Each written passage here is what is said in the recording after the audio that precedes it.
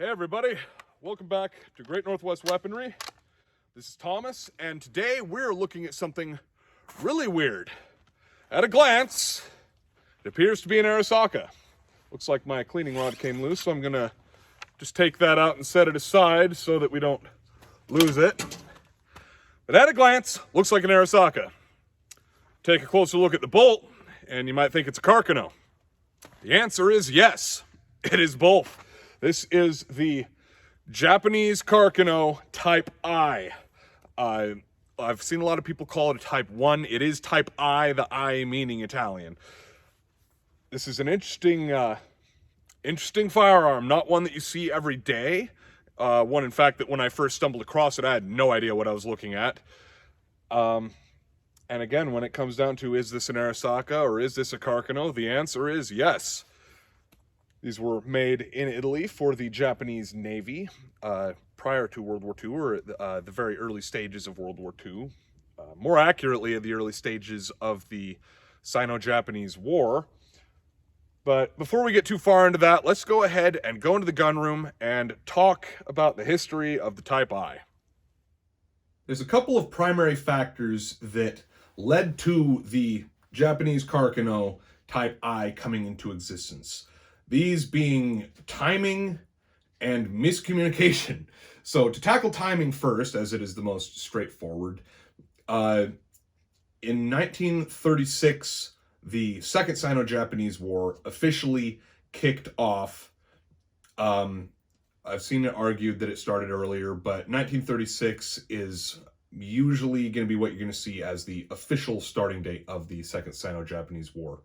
As such, some people argue that the Second World War started in 1936 because, the Second Sino-Japanese War was happening the whole time that World War II was happening, and the British and the Americans were involved pretty heavily. Even the Germans early on in a really interesting capacity.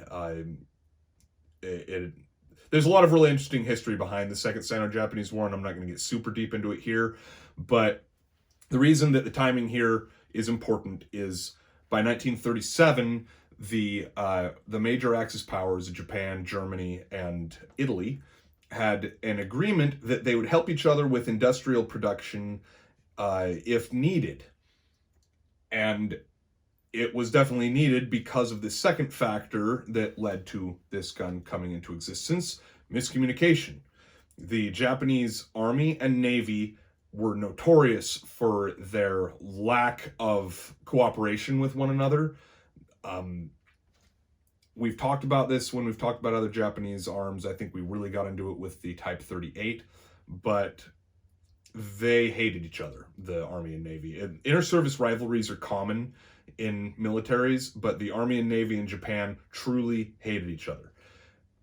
Now, where these play off of each other, the timing and miscommunication, is by about 1937, when this pact amongst the Axis powers was in play. The Army and Navy of Imperial Japan were at odds over rifles, and this was because the Sino-Japanese War was ramping up to such a degree that they did not have enough rifles for everybody. So the Army was given priority, as they were the boots on the ground, obviously, and all the Type 38s went to them. Type 99 was still in development, I believe, at this time. It wasn't really something that you saw much in the Sino-Japanese War, and as such, Type 38s in China and all over the Indochina area as well were more common than Type 99s. But the Army was given priority, and the Navy was just kind of up a creek. So they reached out to Italy. And it is important to note here, before we go any farther, the Army and Navy also procured their weapons independently of one another. So if the Army had been told, you have to share with the Navy, they probably would have, but the command structure in the Japanese military at the time was a jumbled mess. Dan Carlin's Hardcore History podcast, you really should check it out. Earlier last year, he wrapped up his whole series on the conflict in the Pacific Supernova in the East, I believe it was. And it goes into a lot of detail on that, of which is important to the story of how this came to be. So, as I said, the Army and Navy procured their weapons independently, stuttering a little bit. Navy reached out to Italy. World War II hadn't officially kicked off yet, so the Italians were able to lend a hand. And what happened was the Type I, of which, in appearance at a glance, it looks like an Arisaka, as we've already said, but the whole bolt system it's a Carcano bolt, straight up. But this gun is still chambered in 6.5 Japanese or 6.5 Arisaka. And for all intents and purposes, like I say, it is an Arisaka with a Carcano bolt. So the Arisaka Type 38 and Carcano Model 1891 are the forebears of this rifle. As such, I'll be posting links to demos that I've done on both of those guns in the past in this video's description. Production was interesting with these. They were designed by Turney, by my understanding, but they never actually produced them. There were three primary producers, and how you're going to tell most easily is with the serial number, of which is right here on the barrel shank. And it is really the only spot that there is a serial number or any kind of marking. We'll look a little closer at that, but they produced them in blocks. The first approximately 50% of them were made by the Gordon VT arsenal.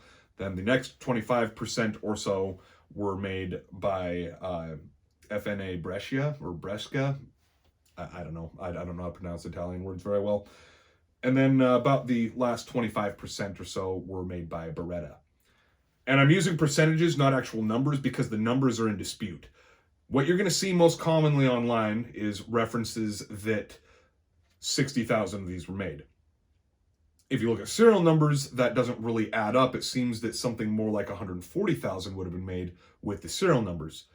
The reason that this is really unclear is because what wound up happening and the miscommunication between the Army and Navy coming back into play here, pretty much as soon as the Japanese got their hands on these, they found out that, oh, we've actually got plenty of Type 38s for the Navy.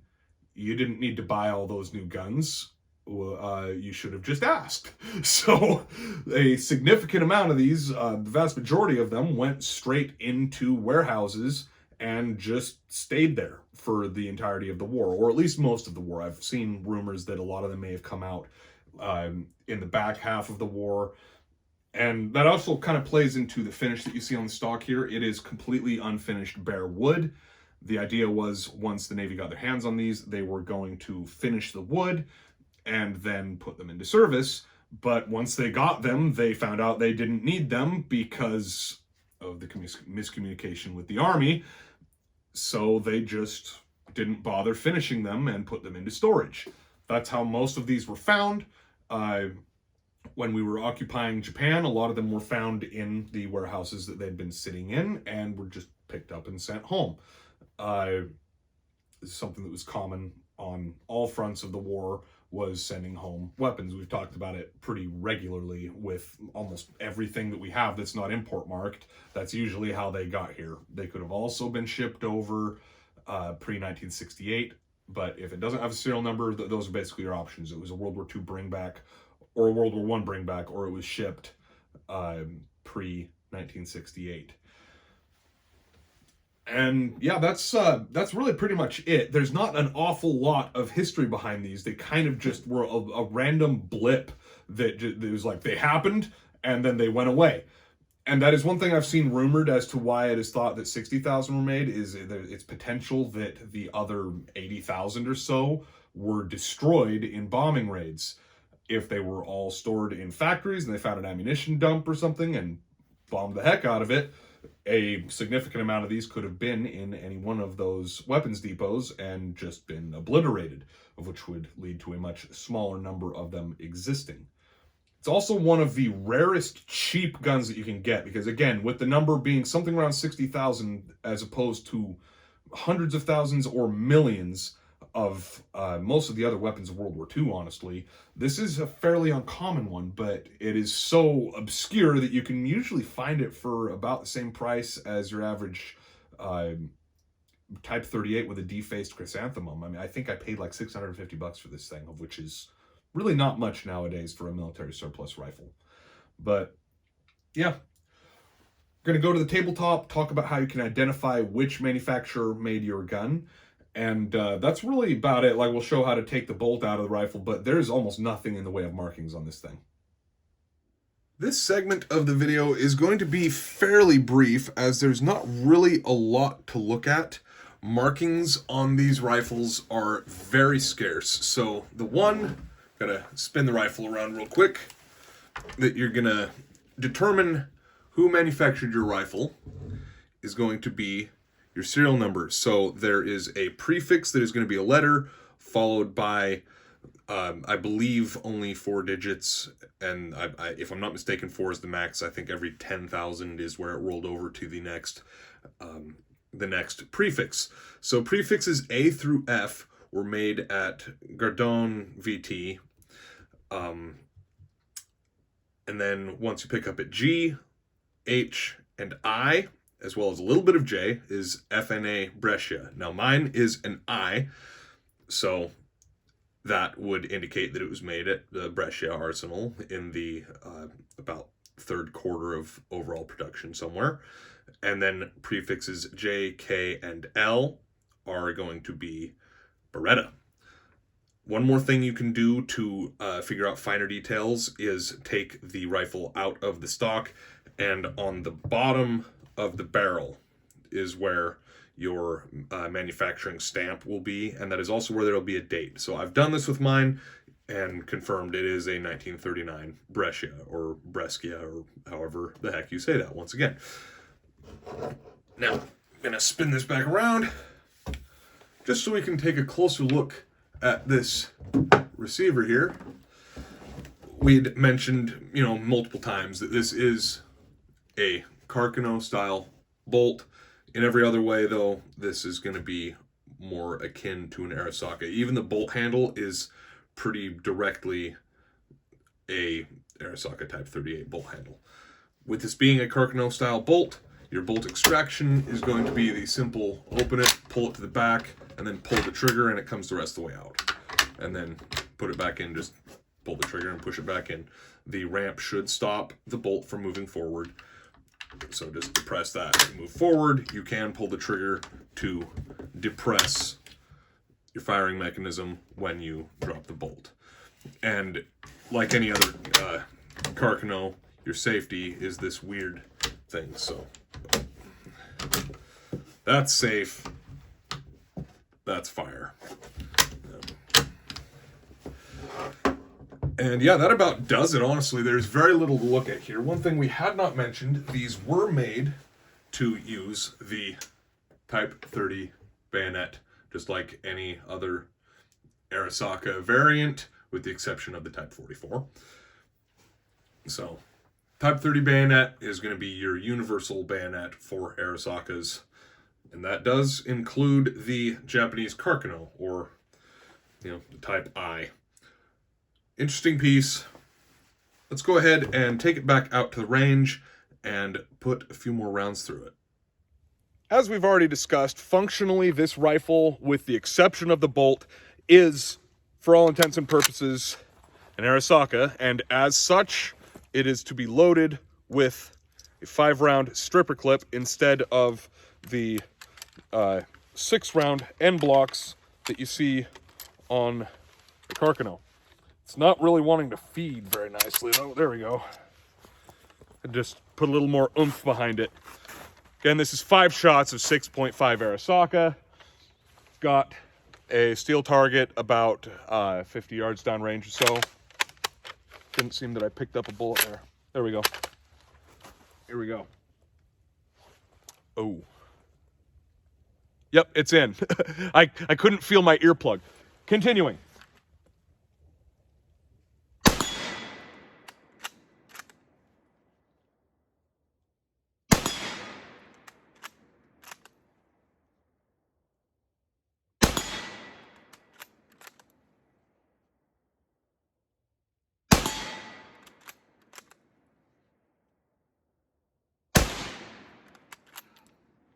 One miss. And it was the last shot, unfortunately.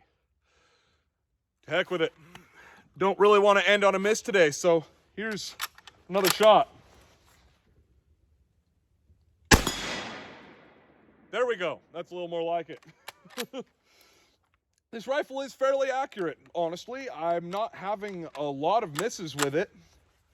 It's cool. This is one that is in essentially unissued condition, and we went over that already, but as such, this is honestly one of the most untouched and, dare I say, perfect examples in my collection.